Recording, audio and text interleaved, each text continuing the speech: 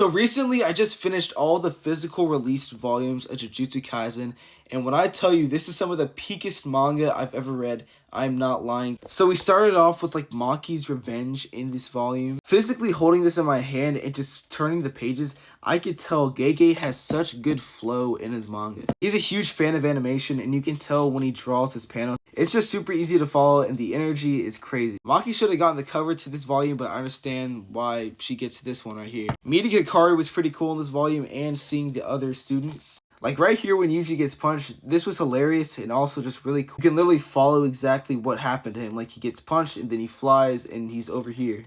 And then they go into the culling games. This was pretty cool as well. So these two volumes were really cool, but then when we got into these four, it was just super quick for me to read. Higuruma's volume, oh my god. It was a very good fight between him and Yuji, and it was super complicated, like in all the good ways. One thing that's very different from Shibuya is things are way more complex now, and I just love how you don't know who can win a fight. And you know, he was a pretty interesting character. We know he's gonna be a good guy, and I've been spoiled so much from the manga, so, you know, I kind of know a lot of stuff that's gonna happen. When we get to this fight with Megumi, oh my god, this dude was just turning up. He was getting jumped and he was putting in work, and then his fight with Reggie was also really cool. And that was pretty much this volume. And then Yuta Supremacy, like he should have had this volume. Yuta was just putting in work all this volume, and it was just an amazing read. I read this in one sitting. It was super quick, like in 40 minutes. This was a great volume, oh my god. Like the art is peak right here. Then when we got to this one, oh my god, it just kept on getting better. And first, I love this fight between Charles and Hikari. Like, oh my god,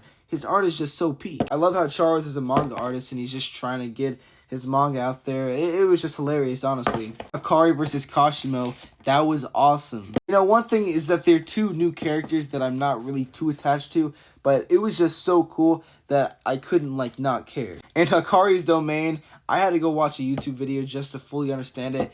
And after I did, I understand it, and it's pretty cool. Like, it's honestly one of the best domains in the series. But why did he have to make it so complicated? Like, why? Like, Gege, you're creative, man. But this volume ended pretty good. Like, they're all teaming up. Maki's volume, yeah, this was awesome.